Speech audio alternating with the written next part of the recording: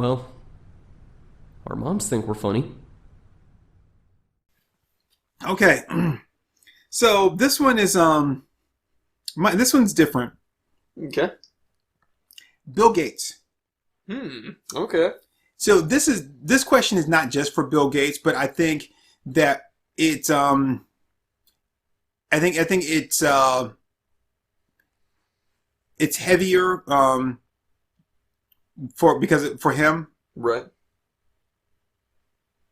I mean, front and center. Like, yeah. Yeah. Sorry guys. So we recorded, during our recording session, we recorded a podcast about Josh Sweetin, and I mentioned that, the young lady in Avengers: Age of Ultron who's running around being all cute and with her dress and like her tits on like prominent display. Amazing full war display. Right, and so here we are in this thing, and every time you see her, like, that is the main focus. That's the thing that draws your eye, is like it's right there. Mm-hmm. And you said you never really noticed or remembered her, and like here we are watching it. Like every time you saw her, you're like, yep, there it is. Like it's unmistakable. So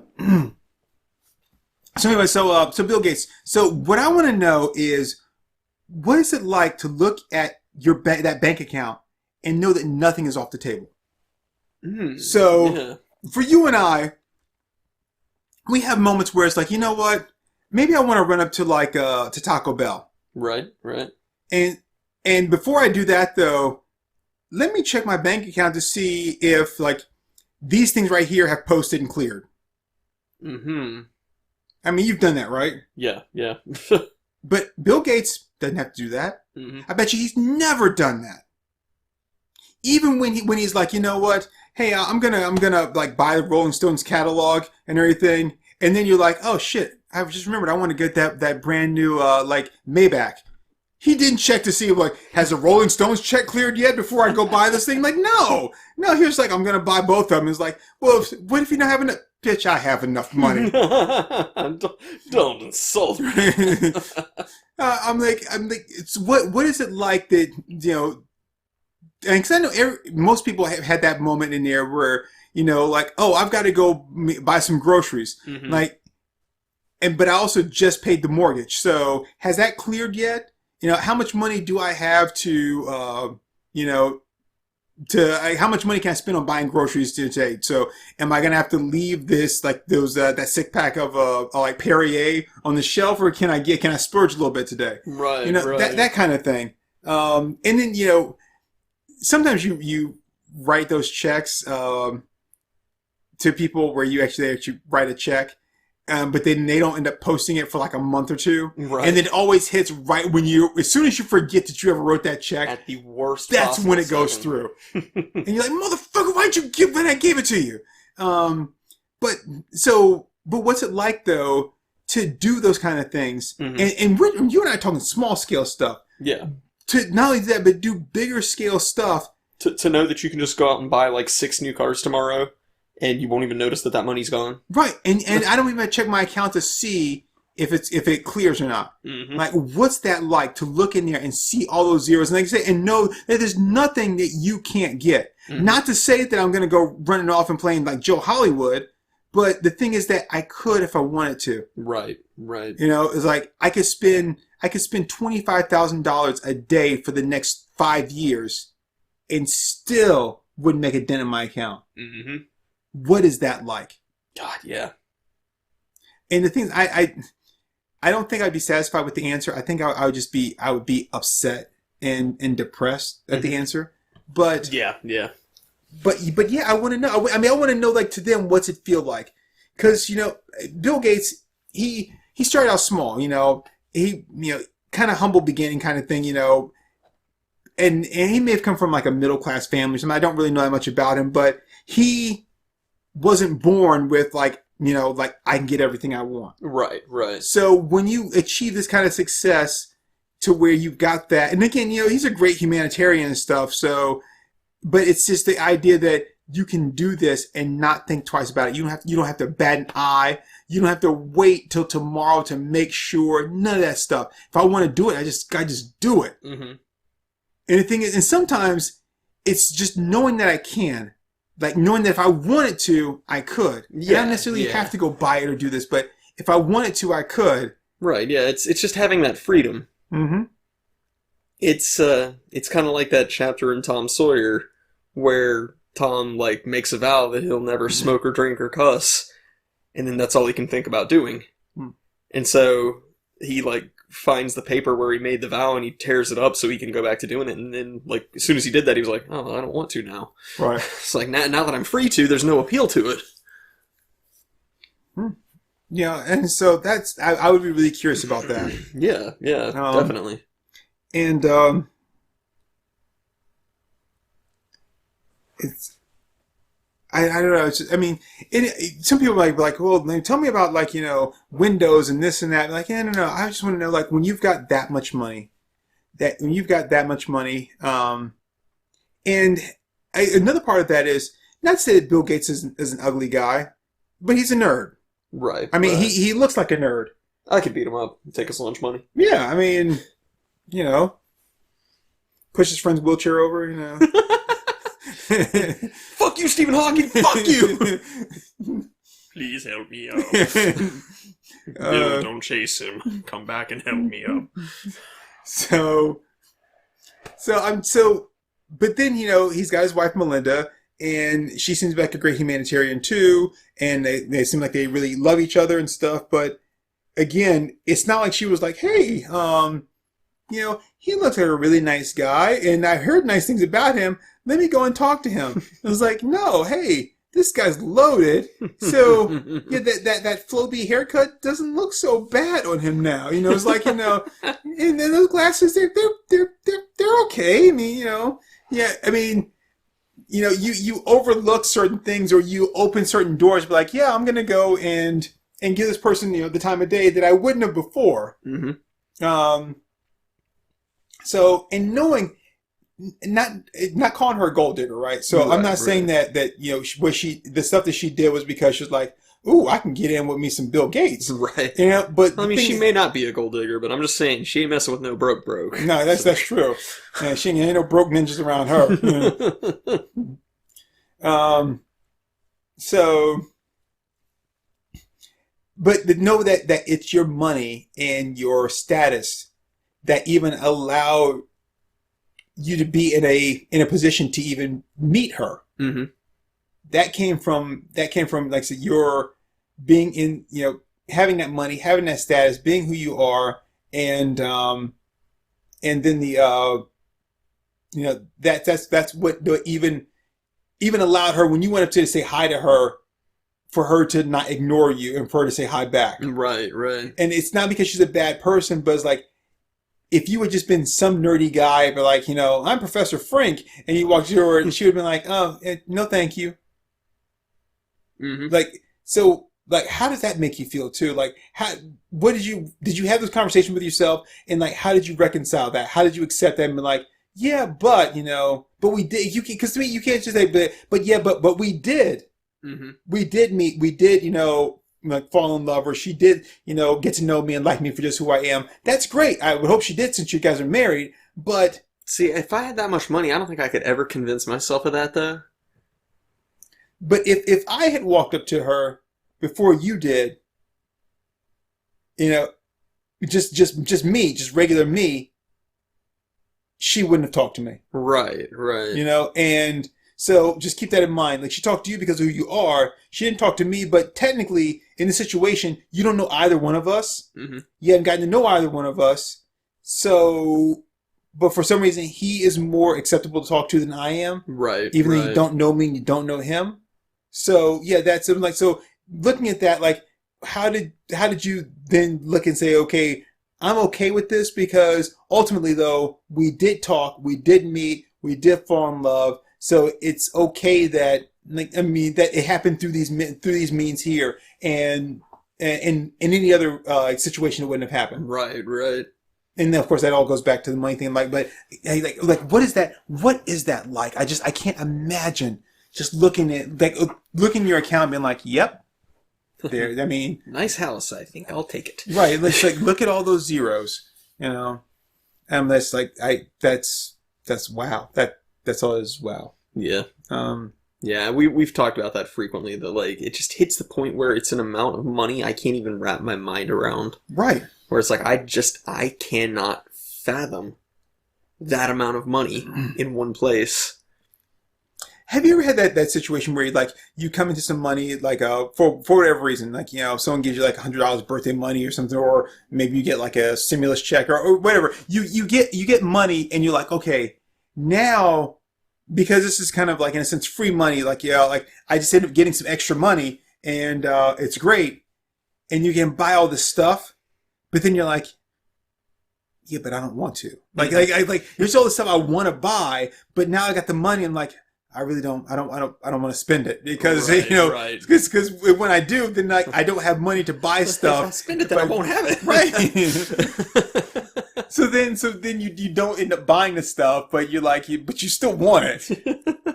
I wonder if it's when you've got that much money, if that kind of same mentality kind of is maybe happens. Yeah, I know I could buy that, but but then. Yeah, I don't know. See, that'd all be worth asking about. See, all of your questions are stuff that the entire world would benefit from knowing the answers to, and all my shit's just stuff that only benefits me based off of my interests. So okay, so I'm a selfish interviewer.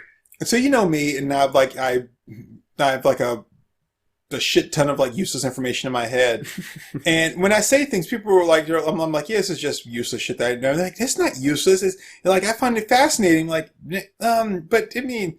It's not like it's ever going to save my life in any fashion, but people do find it interesting when you talk about this stuff. So when you're saying only you and stuff, is no, I think that people would find that more interesting than these serious conversations that I would have with people. I don't care about that.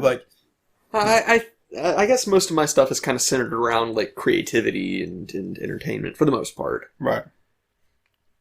And it's getting tough to actually make final decisions because, of course, I've considered people What, you dying? What? Are you dying? Am I dying? You're talking about final decisions. Yeah, with my list of interviewees. Oh, okay, yeah. Sorry. Yeah, because I thought about Teddy Roosevelt, but I don't know what kind of an interview I could really get out of him. I think that one would be so self-serving. Yeah. And it would just be he would just be such as far as the interview goes and his responses, it would just be him being a badass. Yeah. Everything I do is I'm a badass. Yeah, which, I mean, that would just be total fan service for me. It's tell me about the time you wrestled a grizzly bear, Teddy. But with your bare hands. That's Bare hands. Clever. Looks into camera, winks broadly. But no, I'll go with one that it would primarily just be self-serving for me. Primarily just would just benefit me. But as a creative person, and we tell stories, we make worlds. You and I do. Yeah. And we've talked about the possibility of trying to develop a franchise with our stuff. We want our stuff to be recognized. We want to actually develop a fan base with our worlds and our stories. So I would like to have an interview with Yuji Naka, the creator of Sonic the Hedgehog. And I bring that up specifically because Sonic the Hedgehog has a really, really shitty fan community.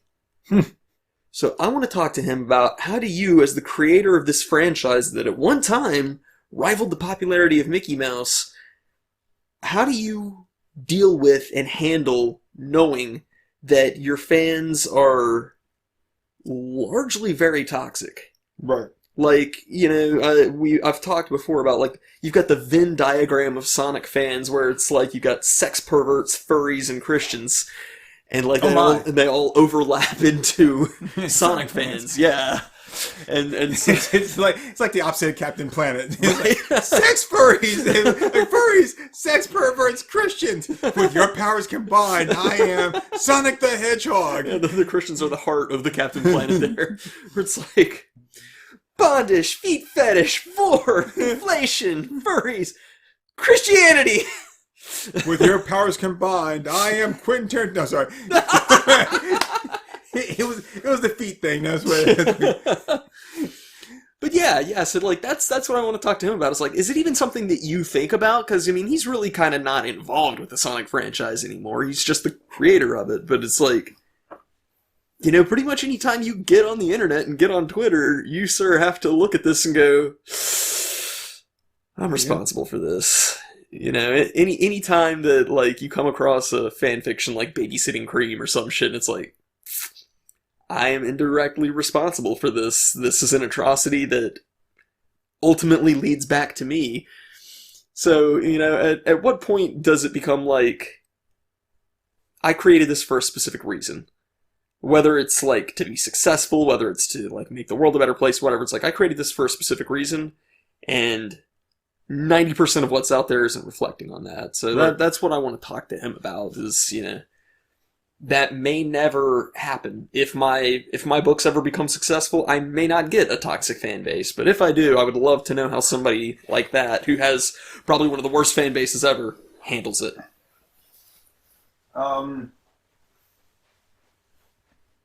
Yeah, because that fan base, in a sense, kind of tears down your creation. Mm-hmm. Because so much of it is, here's what I wish were different about it. I wish these characters were banging, or I wish these characters had this set of religious beliefs, or whatever. It's like, you're not really a fan of what it truly is, you're a fan of what you want it to be. So yeah, it does kind of ultimately work against it and tear against it. It reminds me of Pepe. Yeah. That's pretty much what happened with Pepe. Yeah, so it's like the people that were kind of behind it in a sense, but they weren't really. But the ones that were like, yeah, we really like this thing. It's like, you are not the people that I want. Not to jump ahead with one of our other podcast things, but it's like no. I think that this mustache is going to be very popular, and you're like, no, you're not the person I want to be the face of this new mustache look. So because it's like, there's nothing wrong with the character. Mm-hmm. It's just what these other people are doing with it. Oh, yeah. And it's like, but what they're doing with it and who they are, then makes you want to just destroy the character. Yeah. Like, I mean, I say a lot of negative shit about Sonic because of the fan base, but it's like, strictly from an artistic perspective, Sonic's character designs are some of the best I've ever seen, period. Like, I mean, I've been studying art stuff for 25 years now. Like, and you still call it art stuff. I study that art shit. But yeah, like, I mean, like, the Sonic character design is just, like, from an artistic standpoint, it's incredible. But, just, man, the fandom has made it so shitty. Yeah. Ken Penders, man, you piece of shit. No, I like that. That's a really good question. So is it my turn now? I think so, yeah. Okay. So, I don't know which one to... Okay, I know which one I'll save for last. Okay. So my next interviewee, Tom Cruise. Okay. Now, when I say Tom Cruise...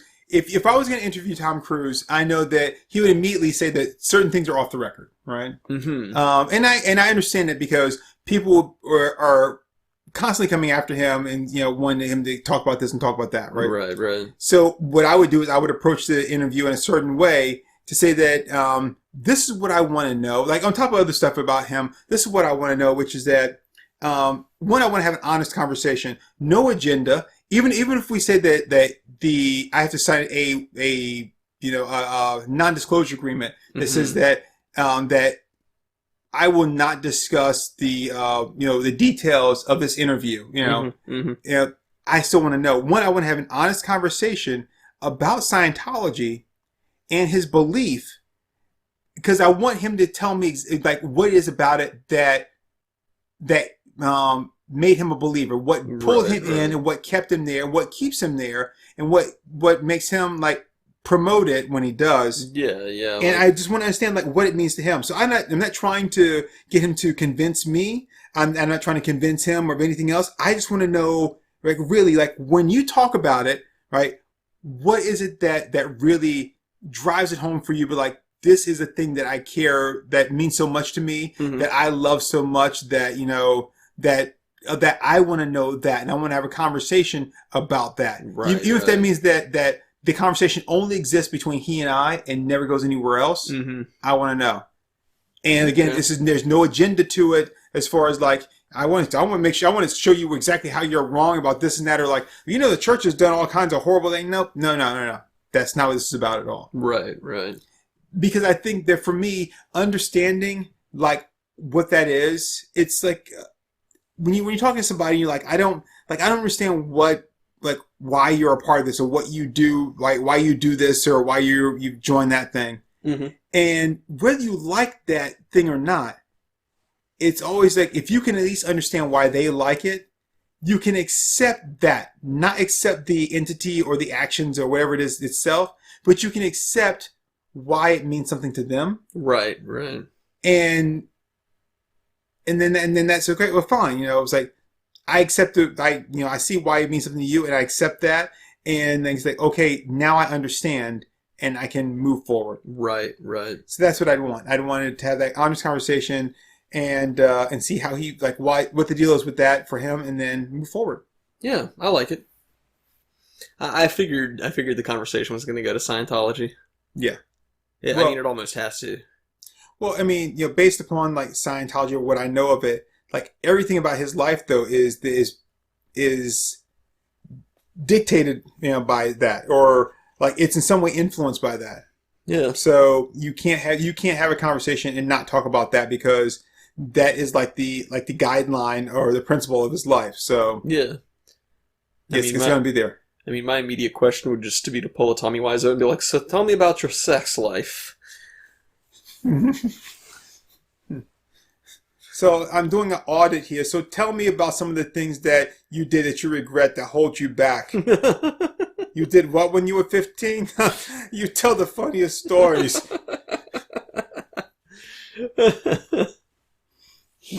Yep. All right, your turn, sir. Well, you already know who it's going to be. It's going to be Nicolas Cage. Well, what is it you want to talk to him about? I just want to pick his brain as an actor from somebody who actually appreciates and thinks that he's a really good actor. Because I feel like most of the interviews out there are like, oh, this is the crazy guy who takes any role. So I think there's part of that, but part of what I want to talk to him about is what's a good approach for, you've got a pretty robust and healthy career, and he's still doing movies now. Yep. We've seen 3 or 4 trailers in recent months of his, and it's like, how do you have such a healthy, robust career, but clearly you don't take yourself too seriously? And that sounds negative in the way that I'm saying it, but I mean it in a pretty complimentary way. That it's like, you realize at the end of the day that making movies is entertainment, and it's really just a silly thing. It's like you were talking about earlier today, where it's like, being an actor, you're just getting in front of the camera and you're playing pretend. And so, really, ultimately, it's kind of a silly craft, and right. I think Nic Cage is somebody who he knows not to take himself seriously. So, how do you find that healthy balance between not taking yourself too seriously, but still having a pretty respectable career out of it? I'd like to experience that balance out of him. You know what I want to ask him? And I'm sure there are other questions that I want to ask him too, but I think the one that would be most satisfying, a question that would, because when you ask a question, it should be one that they are not normally asked, or one that they've never been asked before. That's what makes that a unique and engaging experience for them. You know, Right, right. and so like when they're on like those press junkets for movies, you know, they're asked the same questions over and over again because like this is being broadcast for this TV station, this is being broadcast for this one, so everyone has to get their particular question answered by them, and you can tell like sometimes they're like, I've already said the same answer like 20 times already, and I still have to say it for like another 30. Mm-hmm. Like I cannot continue to give you the enthusiasm that you want from this. And even if it's not one of those kind of press junket like things where you know, everybody has like 3 minutes to ask these questions. Sometimes it's like even every time I get interviewed, like they want to ask me about this, and want to ask me about that. Right. So asking a question that they've never been asked before, or maybe one they've always been, you know, just something new that makes it more memorable, more, you know, enjoyable for them. Yeah, yeah. So for me, when it comes to Nicolas Cage, I would ask him, so what was more rewarding to you? Winning the Academy Award or owning Action Comics #1? Like when you won the Academy Award, like they called your name, like holy shit, I won the Academy Award, or when like you know you're like, hey, is that Action Comics #1? Right. How much is it? Like it's like, yeah, I'll buy that. Yeah. You know? Yeah. It's like, so which one was the most rewarding to you? Wow, yeah, that would be a good question. And you know, we haven't really discussed a lot of these people's like bodies of work, but I do feel like because it's been such a chase for us, I'd have to ask him about Bottomless Mirror. Oh yeah, I mean, well, I think that goes without saying that if we ever had a chance to meet Nicolas Cage, I mean that's our white whale. Oh yeah, yeah. Yeah, I mean, so which means as soon as we finally catch up with it, it's going to kill us instantly. Well, I mean, that's whenever you have whenever there's a piece of knowledge that eludes you, mm-hmm. and it's not one that you can find within a reasonable amount of time. So, you know, if I don't know, like I don't know, freaking Pythagorean's theorem, and I'm looking it up, and I finally look online, and I find it, or I go, you know, somebody and they're like, oh, it's this right here, and I find it and I get the answer. Okay, that's you know that's good, but yeah. But if you get it, like not necessarily right away, but fairly soon. Right. But when it takes a while and you keep asking that question or variations of that question because you're not getting an answer, when you finally do, or as time goes by, you basically have to kind of like talk to yourself and say, you know, when we find this answer, it may kill us. Right. Like it's taken so long to find the answer that when we find the answer, right, there's a good chance that it'll be the last answer we ever have. Right. You know, that this is going to kill us, and that's when you basically say, like, if I continue, not necessarily that it's like an evil thing, or that, you know, it's like we've hid this away for a reason, and now that you know, it's just one of those things where like it's been so long that the answer itself, like that satisfaction, like you've been wanting it for so long, now that you have, it's like, okay, well, like my purpose in life has been fulfilled. Like I now have the answer to this question that's been lingering out there for so long, and it's because it's been lingering out there for so long that it's basically deadly to you. Yeah.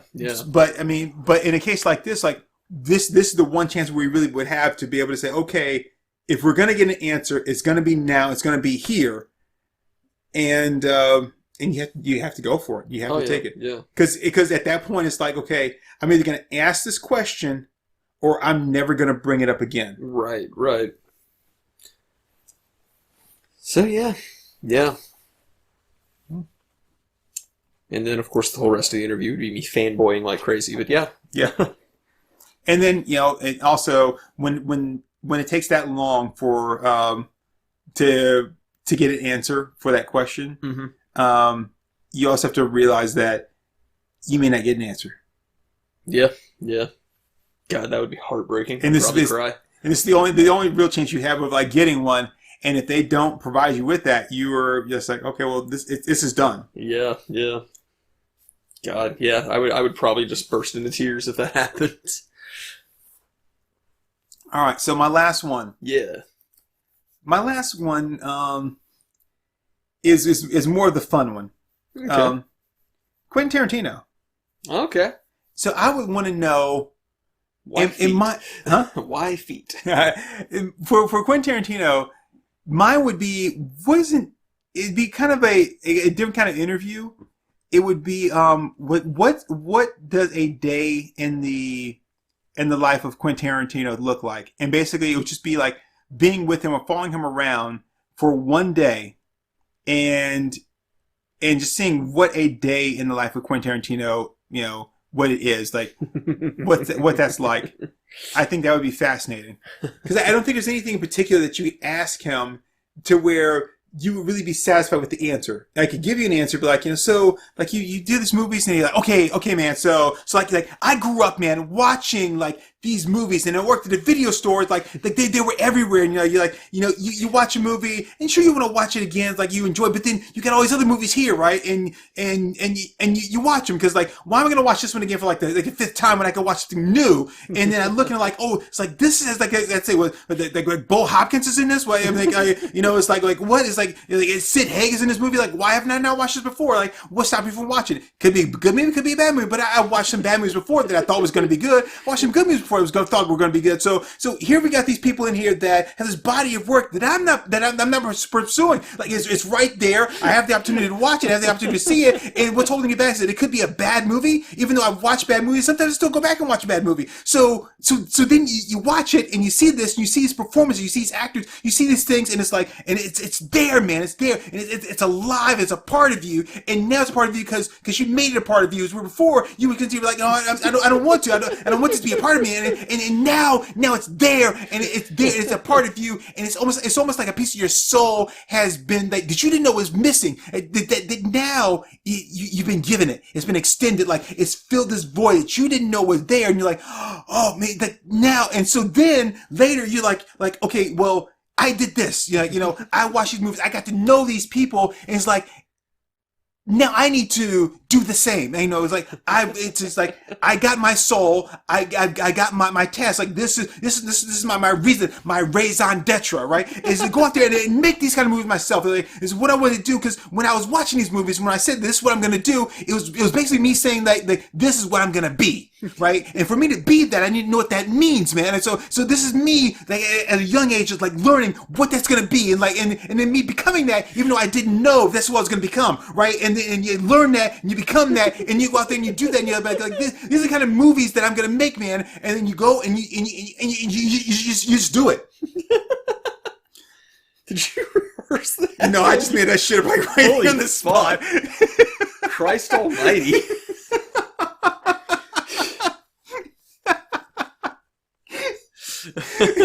Oh, is that pretty good? That was good. Yeah.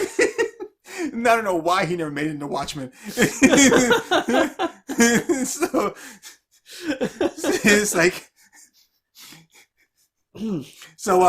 it's like, you think I would have told you this if there was like a chance you're gonna stop me? No, like just like it was like an hour ago. It was a half hour ago before I started telling you the story. I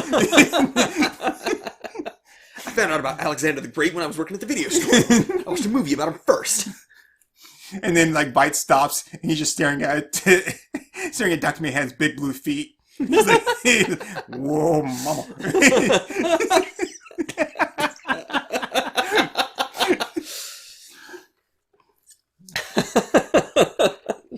But just trails off and looks at the feet. It's like but I would just watching him just like a whole day where you just kind of followed with him and just like went through the motions of like what a day with him looks like. And I'm like, so interesting. It's like, well, first of all, I wake up at 5 a.m. and snort a big bag of crack.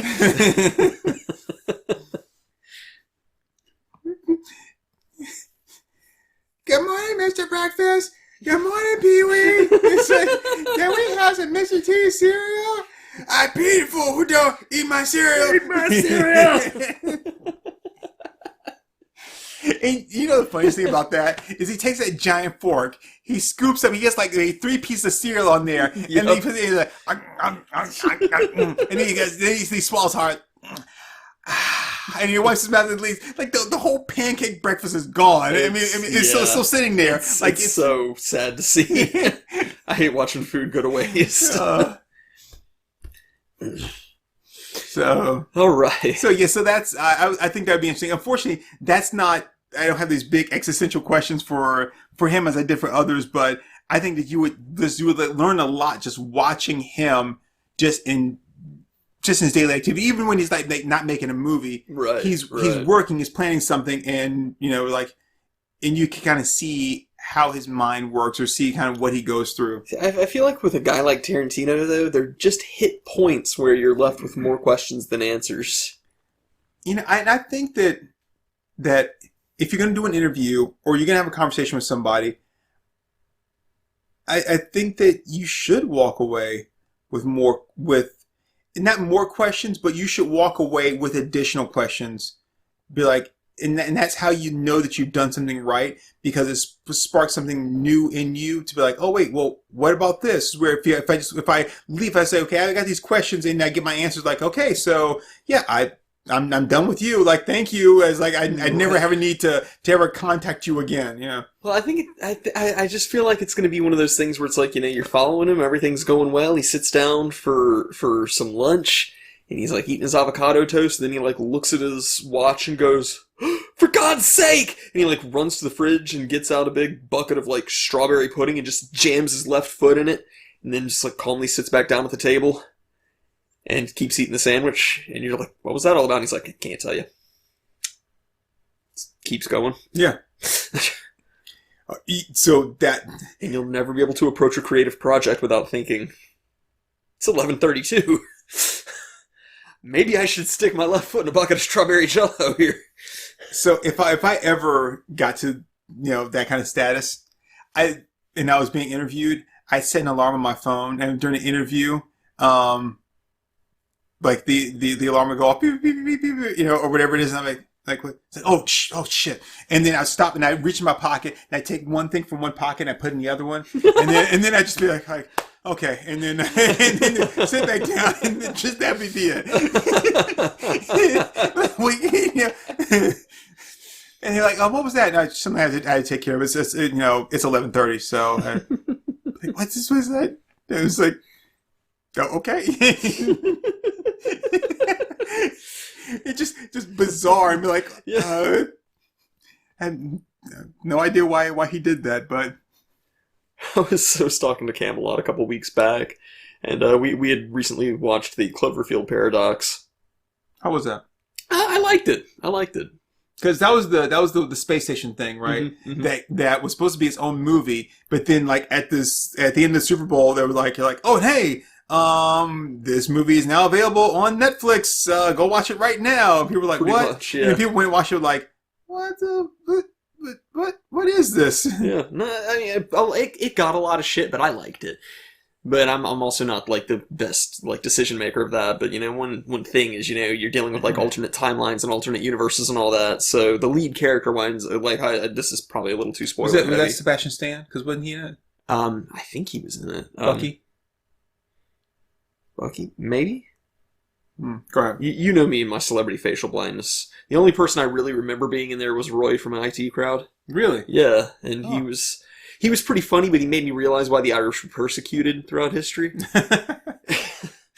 Which is because, like, what's happening to them is tragic, but then as you're listening to them, like, begging for help, you're just laughing because of their accent. Because they're like, oh, Faith and Pagani got to help me, my arm got cut off, and my family starved to death. And you're just like, listen to this guy. Hey, Phil.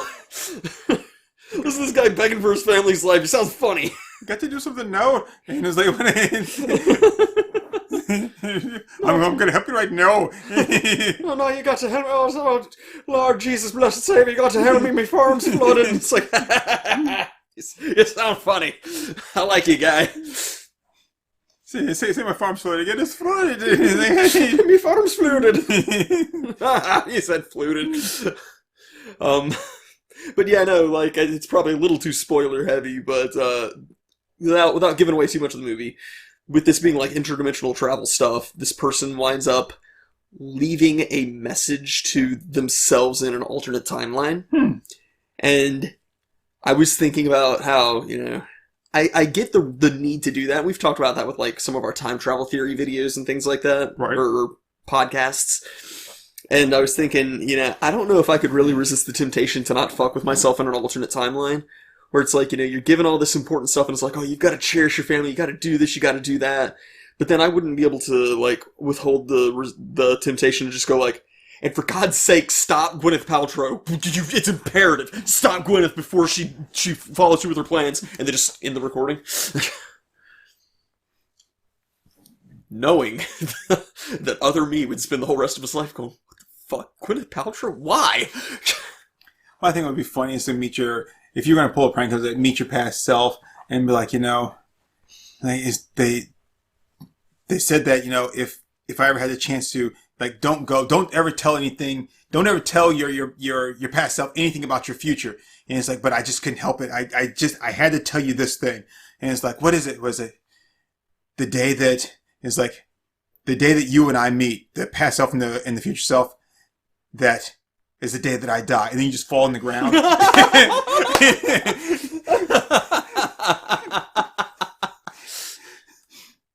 And like, wait, what? It's like, in exactly 13 seconds, I'm going to choke on this Snickers bar and die.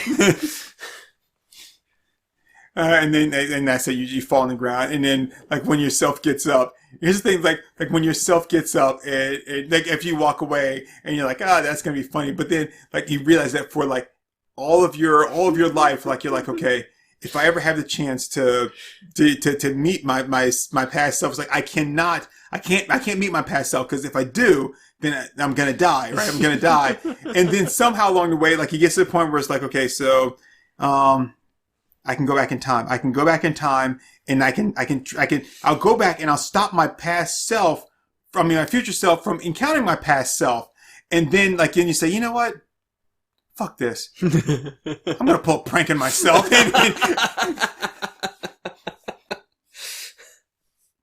Yep.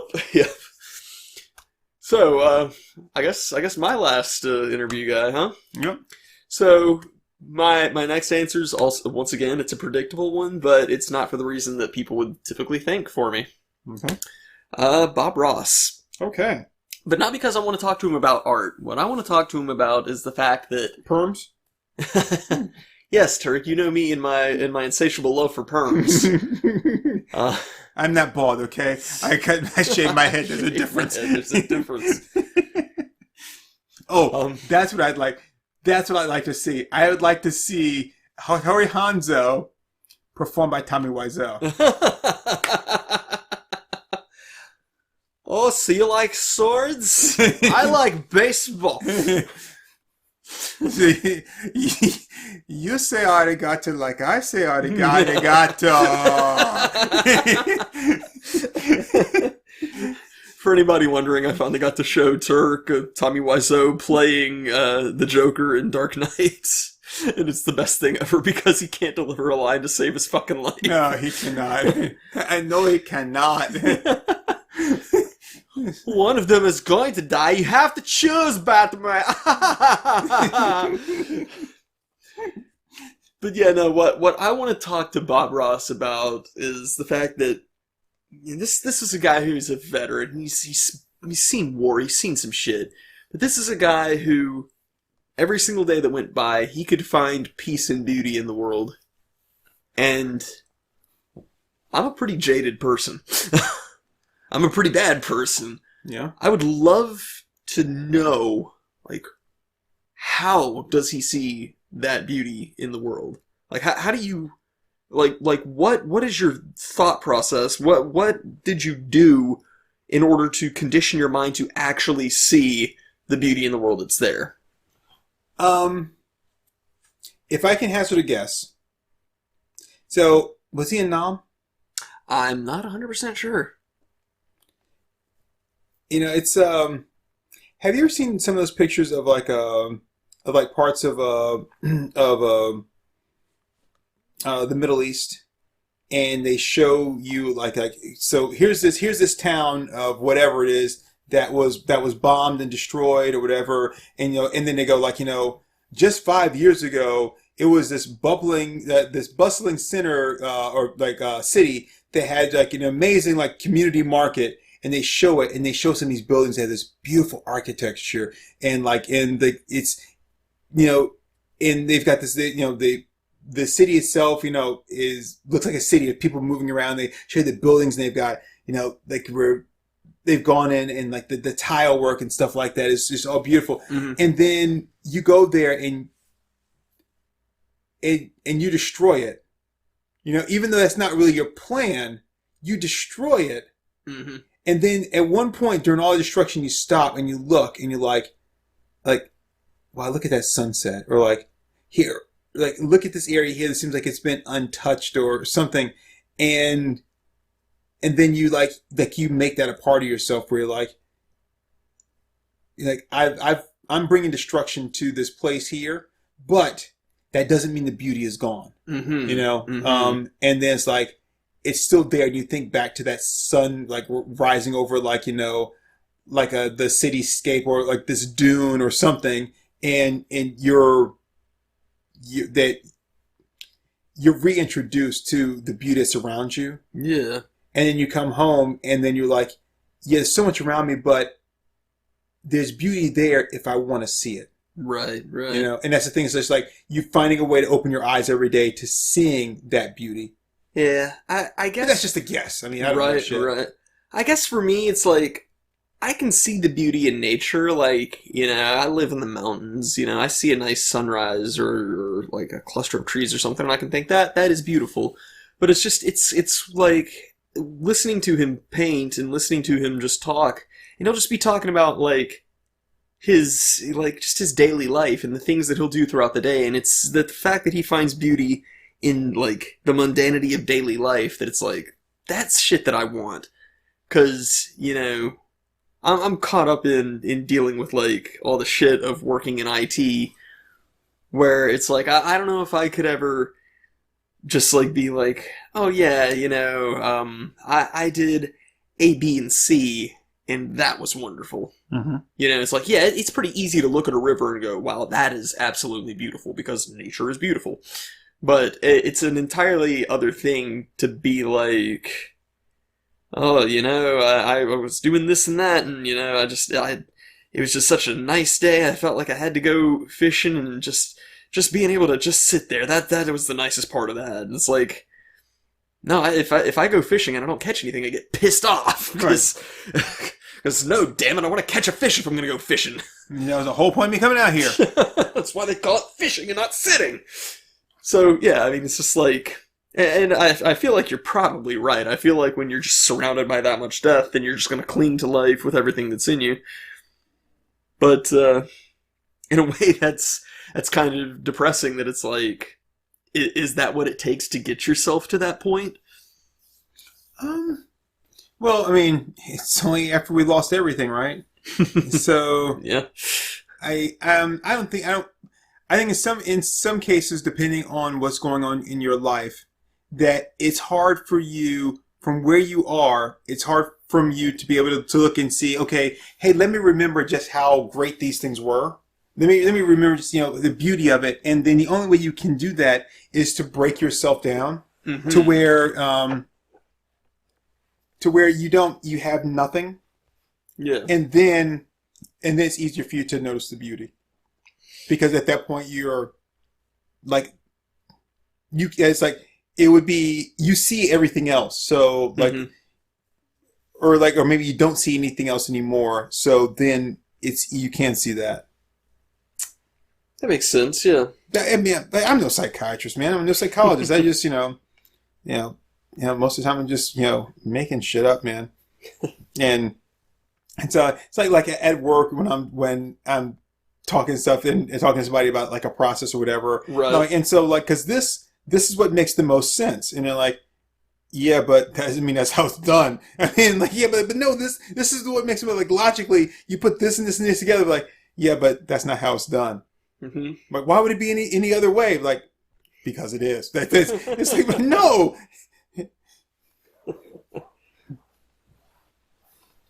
So yep. So yeah, so that's our dream interviews. I like your Bob Ross one, man. I mean, it's just to.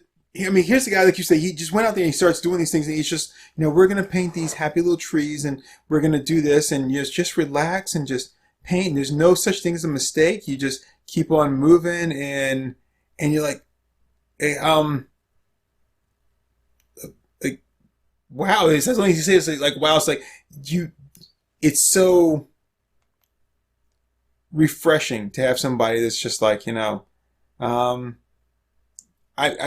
I'm not going to let, right now while I'm doing this thing, I'm not going to let anything bother me. And that might be what it is. It's like, it's like painting is his way of being able to be expressive, be creative, to settle his mood, to refocus himself. And he's like, when I'm doing this, I'm not going to let anything get nothing's going to bother me. So right. I'm going to do this, and it's going to be my, it's going to be my, whatever it is. And, but while I'm doing it, like, nothing bothers me. It's like nothing gets in my way.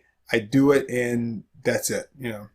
Oh, like, art can definitely be a good way to decompress. It can also be really stressful if you let it, but like at its core, it's a very good way to just decompress and de-stress. And I'm pretty sure that you and I have talked about that, where like art is really kind of my meditation and zen, where it's like if I'm hyper focused on it, then most meditation, if you like study meditation, most meditation is just mindfulness. It's becoming hyper aware of your breathing or what you're feeling under your feet or the world around you. It's becoming mindful of something like that. Right. So for me, art is kind of my mindfulness. So I kind of get that too. I get that aspect of it.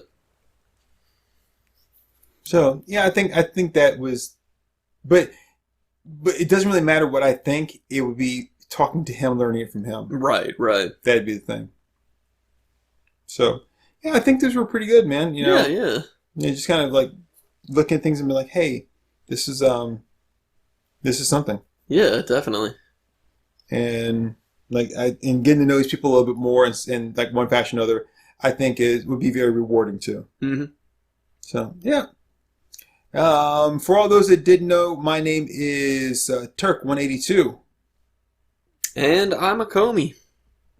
So we are using our real names. No, we that's me, Acomi Jefferson. Oh, geez, you're getting last names too? No, but like this is who we are, and it's. I live on 1926 Buttfuck Lane in Wisconsin. Really? In Filibuster, Wisconsin. I live 1060 West Addison, Chicago, Illinois. That's why it takes us so long to get recordings done, because we live so far apart. Yep. But no, I was gonna say, these are the questions that if I ever had a chance to meet somebody, this is stuff that I think would be the most interesting to learn, and things maybe I'm most curious about, and I hope you guys found these kind of interesting as well. And like we're always interested in hearing from our listeners. So if we'd be interested in hearing, like you shoot us a tweet or something like that, but like hey, if I had a chance to meet somebody or whatever, this is who I'd want to meet. Mm-hmm. This is like the primary question I want to ask them. Yeah. So I always want to know why Jim Neighbors was at my grandfather's funeral, but which Kevin Smith movie is that from? I'm not sure. It might have been one of the ones I haven't seen yet. I still haven't seen Dogma. You haven't seen Dogma? Nope. I haven't seen Dogma. I haven't seen Tusk. Yeah, I haven't seen Tusk either. It's one of the Jersey ones. But shit, then I should know it. Yeah, I can't think which one it is. It's like I always wanted to know why Jim Nair was at my grandfather's funeral. But anyway, so yep. Like I say, if you guys have something similar, I'd really be interested in kind of hearing like who do you want to interview and what would be the main question you want to ask. Yeah, and if you want us to read about that on the podcast, then get like a Dove bar of soap and a toothpick and just like carve the question into the bar of soap. and then like run it under some hot water, get it nice and soaked up and slick, and then shove it up your ass. You got like a real anal fixation. And the thing is, it's not just like hey, if you have a question, just go ahead and show it up your ass. It's always something elaborate, like, you know. So if you have a question, what I want you to do is I want you to take that question, I want you to write it down on a piece of paper, right? Then I want you to take that piece of paper and fold it into a piece of origami. Then put it in a bottle and then throw it into the ocean. When it comes back to you, then I want you to take it and I want you to unfold it and then take it to a 3D printer. And then print out your question like one letter at a time. Then I want you to put them in a bowl of like alphabet soup and then put that into a funnel and then give yourself a question alphabet soup enema. Dude, why? Who's got that kind of time, man? Hey, can't you say fuck you like everybody else? It's really good. See, I like to show I care by saying fuck you really elaborately. All right, well, good night, everyone. Good night, everybody.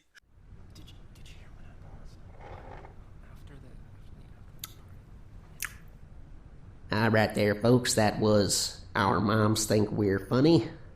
Let's give them a hand.